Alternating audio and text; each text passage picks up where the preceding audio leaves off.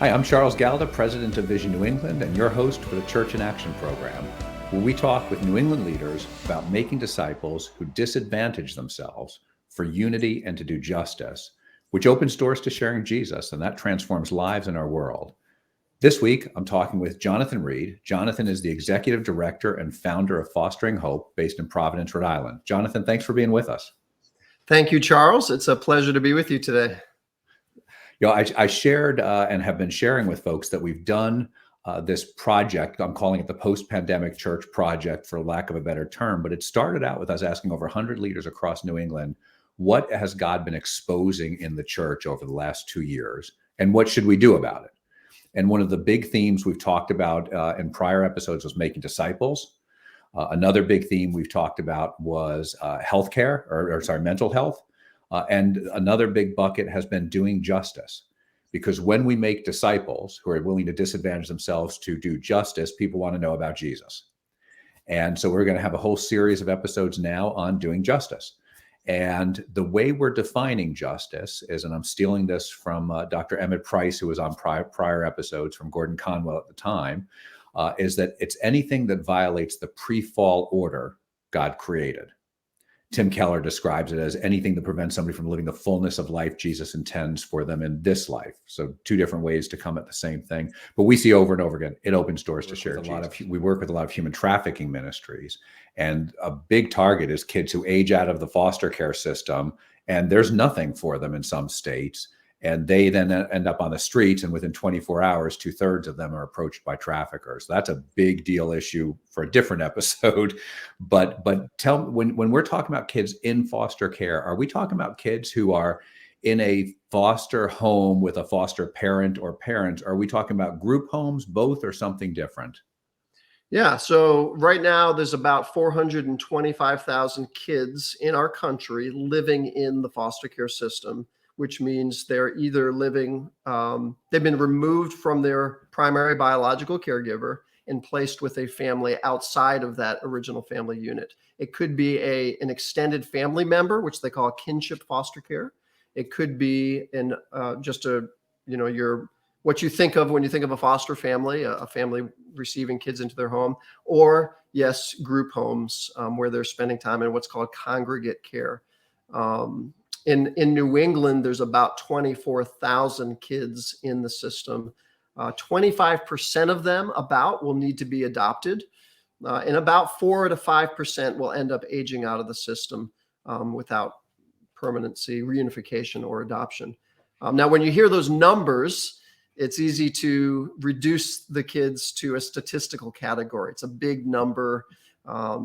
And it can be very distant and abstract. But we have to remember that every one of those kids in New England foster care, all 24,000, is an individual one, an individual person uniquely created by God in his image, and therefore possesses a dignity and a value that, we believe is not only worthy of our care, but really demands our care as people who value the sanctity of every life. And so I'll just round it and say 25,000 kids in New England are, now you said a quarter of them, though, will need to be adopted. The others won't. Do you mean a quarter will get adopted and the others just won't get adopted? Or do you mean there's some reasons those kids would not be adopted? So about 75% of kids who are in care now will reunify with their biological parents. And let me just say, as an organization, it's really important for us as we work with churches that we highlight and prioritize the desire to see as often as possible the family that this child ends up in to be their family of origin, either through family preservation on the front end or through safe, timely reunification. God's heart and design is for families to be able to be together.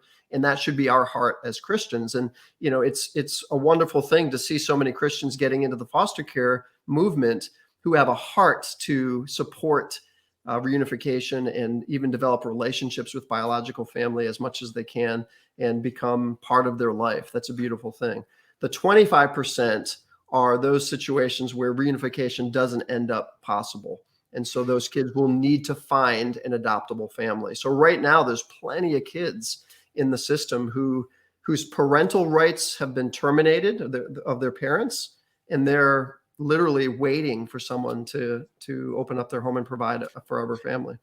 And if I'm doing my math right, that's 4,000 kids, right, who are adoptable, we'll call it that for lack of a better term, maybe, unless you have a better term. Yeah, they're on the adoption track. Either they're, as I just said, their rights have already been terminated, or they're on track for that, and that's the plan. And they're going to need a family. And so why, given the Christian exhortation, not just in James, but in plenty of other places, why are there any kids waiting for adoption in the system? That is a great question. And can you tell I grew up Irish Catholic and I know about guilt? Well, it's funny you ask that, because, most states have what they call recruiters who are unpaid to, as a full-time job, to go find families. In the state of Massachusetts, where we do the most of our work currently, they've done an amazing job investing in recruiters. They went from basically 0. Now they have 29 recruiters, each representing one of the area offices, and that's their job. And we love them. They're one of our greatest partners in our work, is to work with them. But honestly, I don't believe that there should be a need for recruiters. As a society at large, and just from the Christian community, I feel like, in light of what you just said, the many passages that call us to this, and the most compelling reason is our own experience of God's love personally. The logic behind the Christian call to engage in this kind of ministry is, since Jesus moved toward us in our place of need, entered into our affliction to meet us at our greatest point of need, we who've experienced that kind of love and grace, including being adopted into God's family as his children, and Jesus being our elder brother, we who've experienced that are compelled by it to be the kind of people who move toward others, who enter into affliction in order to engage in sacrificial love. And so, that being the case, in my opinion is, yes, as long as there's a need, as the Christian community discovers the need, we should be knocking on the door of the child welfare agencies saying, we heard there's kids who need families. What do we need to do to help meet that need? And that could happen. We could meet that need if we did it. It's interesting, because I have observed that, and it was surprising to me just how many pastors in New England foster or adopt. And when they do, then it's clearly a bigger thing in their church, right? And you have lots of other families doing the same thing. But I think for most of us, we've never heard a sermon on our need to foster, to support those who do or adopt. And maybe it's too soft and I missed it, but it seems like we don't talk about it enough in the church. Is that fair, or is that really more of my background? I think that's true, but I think it's changing. And one of our great joys is to see so many churches beginning to step into this story and to very intentionally begin to talk about it, and to do what really is the heart of our ministry, is to come alongside churches to help them make service to this community a more sustainable part of the DNA of their church. And I think a lot of churches are starting to recognize, okay, we want to make a difference in our community. We want to serve the vulnerable around us, but where do we start? And who's a population to begin with? And, when it comes to children who need families, we don't really have to think about that. I mean, that's a biblical category that we're called specifically to care for. And the beautiful thing about entering this space is kids in foster care, or the foster care system in general, is really at the crossroads of virtually every system issue that exists. So you're having this series on issues of justice, and I'm sure you're going to be talking about a lot of different issues.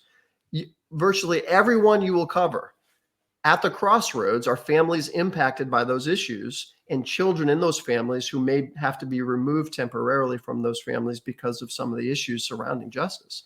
And so it's really a beautiful centering issue as you begin to engage the foster care system and build bridges to all the people who are part of that. It opens up a lot of other opportunities to impact these other issues of justice as well. So it's a pretty wide-ranging issue. It's interesting, and so help me a little bit. If how do I get involved in fostering? Is there a standard process? Is it vary significantly by state? Where do I go if I'm hearing this and thinking and want more information?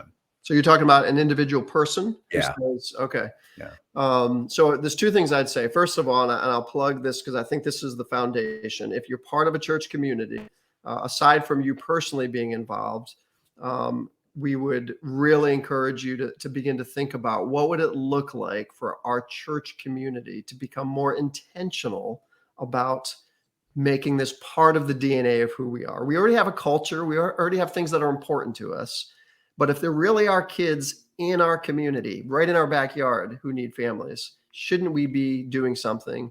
And what can we do? And start that conversation. And of course, we would be happy to come alongside you and offer support.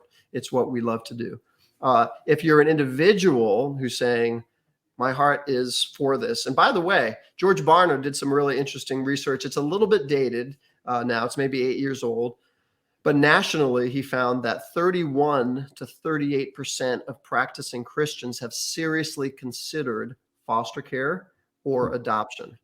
And about 2.5 to 3%, up to 5% have done it, which is really high in comparison to the general population. So Christians are more engaged and more interested and more thinking about this than the general population. But that's still a big gap between the 31 to 38% who thought about it and the 3 to 5 who've done it. So we know that there's a lot of Christians out there who are doing just what you said. They're thinking about it. And for many different reasons, we find a lot of times they're waiting for the right time. And there's always a reason why it's not the right time. It's never a perfect time. But in the meantime, while we wait for the right time, there's kids in the system waiting for a family. And so there comes a point where we just have to take that step. So that was a long way to get to your question, which is what do you do? Well, depends where you are in the process. If you're still exploring and need more information, it's a couple of things you can do. Number one, if you know a foster family within your church community or the extended Christian community around you, ask them if you could have a call or sit down over coffee and just ask them about their experience and get more information from someone who's involved in it. There's certainly a lot of resources online that you can research as well. We would be happy to sit down and talk with you and answer any questions you have about the process, and maybe those questions that are, you're afraid to ask, but they're important to you. We would be happy. So you can go to our website, fosteringhope.org, and there's a contact form, and reach out, and someone will reach out to you. Beyond that, if I'm ready for the next step, yes, your child welfare agency in your community will have a very clear process. They often have information sessions that they advertise where they open up to the community, and they'll kind of get the ball rolling by attending one of those info sessions, and tell you all about the process and give you an opportunity to actually apply. If you know you're ready to apply, you can just kind of skip the info session process and go right to the application, and a social worker will reach out to you and get the ball rolling. I remember even Connecticut did a session. I don't know how often they do it, but they did a session for church people who are thinking about fostering, right? So they'll tailor it. We have the audience in some cases. Absolutely. And we often do info sessions with churches as part of a step, and sometimes in collaboration with multiple churches in a region. In fact, we have a foster care and adoption seminar, a little plug, coming up on April 30th being hosted at one of our partner churches in Haverhill, Mass, West Church, on that Saturday, which will explore the different ways to engage. And we've invited folks from child welfare in to explain the process on both adoption and foster care. So there's a lot of ways to find information out. Absolutely. And if you can't find that event, let us know. Just reach out to Vision New England. You can find emails on our site. We'll get you connected to it too. And so I'm thinking about it. Maybe I'm feeling a little bit called, a little bit convicted. What support infrastructure is there out there for me? And what are some of the challenges I just need to understand before I get too deep? Yeah, it is important to go in with your eyes wide open. And a lot of people have a fairy tale kind of view of what it'll be like to, have a child come into their home who needs a temporary family. And it's important to know that you're entering into a very complex system, a child welfare system that's does a lot of great things every day to care for vulnerable families, but have way more caseloads on their plate than they can than is healthy for them to have. You've got family courts, you've got therapeutic and medical systems, and then you've got children in your home who've experienced some type of trauma in their past that is having an effect on their development and oftentimes presents itself in some behaviors and emotions that can be challenging. So all that leads to a lot of unique stressors that can be hard for foster families. So it's important to know that. And that's why talking to people who are involved and preparing well will help you enter into the space with success. DCF will provide you obviously with a social worker. They'll provide you with training on the front end as part of the licensing process. You will get a stipend from DCF to help pay for the costs of having a child in your care. You will have access to state health care for the child you're caring for, support groups, those kinds of things. So there are resources available to support you through child welfare agencies. But it's important to think well about it on the front end. And it sounded like I can't remember which state I was looking at, but after we talked the first time, I just started doing a little exploring, and you could see that, they give you, the stipend is intended to cover education. So there's an education one, there's food, there's clothing, there's medical care. So they're trying to do it. I don't know how generous that stuff is across states, but they're trying to do it so it's not a financial drain for you, because there's obviously other commitment you have to make. Did I kind of read that stuff right? Yeah, that's fair. And I would say that monthly stipend doesn't necessarily cover the full total of, the cost that you would maybe invest, but it does. It definitely is a huge help and is meant to do that. Now, what are some of the things I should be prepared for that I might not be thinking about if I'm not too deep into the space? Yeah. I think the two biggest things, so there is a high turnover rate nationally among foster families. Some studies show up to 50% don't continue into their second year, not because they don't want to do foster care, because they just spend a lot of time preparing to be a foster parent, but because of three things. One, frustration with the very complex system. Number two, lack of personal relational support in their life, a sense that I'm in this alone and I need help. And then number three, a lack of training specific to the trauma related needs that kids often have. And so as an organization, we have some programming that really focuses on those second two. Now we're trying to build bridges and support the foster care system in tangible ways. And our churches are doing an amazing job supporting their local child welfare agencies and social workers. But we have one program that we help churches establish wraparound support teams that provide relational support for fostering and adoptive families in an accountable way. And some research has shown that when families have that kind of wraparound support, the number that continues into year two goes from about 50% to upper 80s, low 90s, because they're not doing it alone. And that's something the church is so good at. That should be our bread and butter. One another ministry. What are a couple of examples of wraparound services then that churches are providing? So we have a formal program called Support One that identifies particular roles that people on a team would have. And so one would be an encourager who taps into their spiritual gift of encouragement to just speak life and encouragement into the family in real, tangible, practical ways. Another one is the helper, finding practical ways to just tangibly help the family and lighten their load. So, for example, hey, what's a couple nights of the month that are really hard for you? Extra appointments, people in your home. Would a meal help on that night? We'll make sure that every month you can count on a meal that night, or other types of tangible helps. And then the number one thing that families need is childcare support. Yep. So that we want our families to have at least 2 nights or timeframes a month where they can count on having coverage, so that they can, if they're married, have date nights to kind of prioritize their marriage, or maybe be part of a community group, or just run errands, or go to the beach and meditate, whatever you want to do. And those things in sum total, while each one might be small, they're really powerful ways of supporting a family. And here's the really cool thing. It provides a real on-ramp for other people in the church who say, I have a heart for kids in foster care, but I just can't foster right now. Is there anything I can do? Oh, I could support a foster family in an organized way. I'd love to do that. And it empowers people in the church who sees that to say, oh, if I'm going to be supported like that, maybe I can take the courageous step of being a foster family. And one last little detail, about 35% of people who serve on a wraparound team end up becoming a foster or adoptive family, because they become so close to the kids and they see this in action that they say, why am I not doing this? And so they take that next step, which is a real powerful thing. Well, it's the same old story. We've seen it over and over again, and it's in the Bible, right? Is when we disadvantage ourselves to serve and love others, we're blessed too. Yes. Right. And that's going to make me want to step in more. And so I heard three spaces. I heard adoptive care we need to be thinking about. I've heard fostering is something we need to be thinking about. And I've heard wraparound services are things we need to be thinking about, and questioning whether God is calling and convicting me to do something personally in this space. Did I capture it?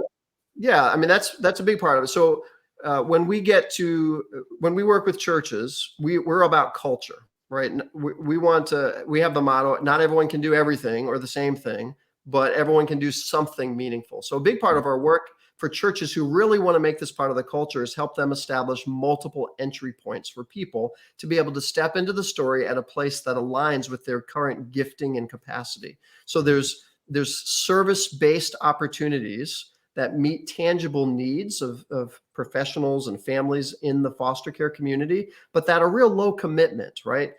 Donating to a drive for clothing, participating in a service event one weekend that blesses the community. That's easy entry point. Prayer, being part of a prayer team. Then there's wraparound support or other types of engagement that's a little bit higher level of commitment. And then there's the highest level, which is inviting kids into your home. So we invite individuals to think about what's your fit in foster care.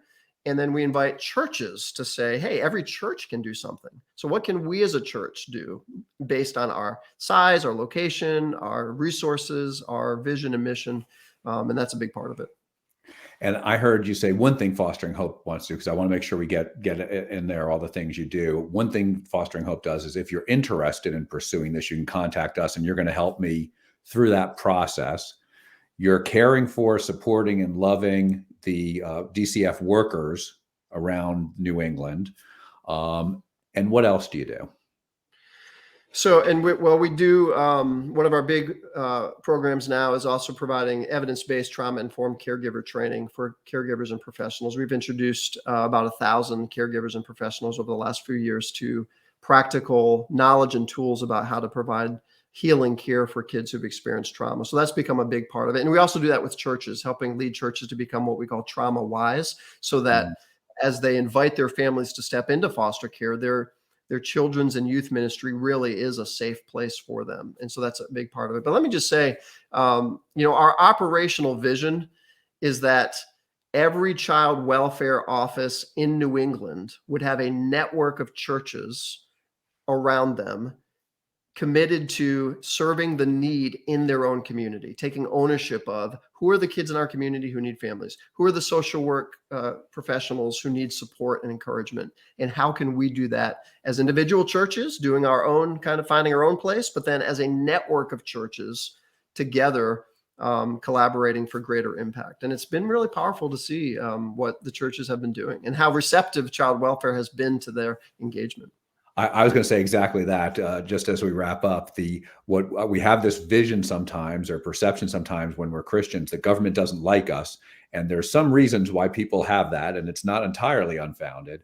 But when we collaborate with government to help them do the things they're doing, that they're just not resourced and capable of doing all, suddenly they love us and they welcome us in, even though they disagree with us on so many things. And it sounds like that's your experience too. Yeah, absolutely. On both sides, there can be skepticism. And as we get to know each other and see each other as real people, and as the church has come with a real humble posture with no agenda other than we're here to love, serve, and support you, how can we do that best? And it's been remarkable. Yeah. That how can we serve you best? That sounds like a Christian principle. I'd say so. Jonathan, thank you so much for being with us and sharing this, but thank you for the ministry too.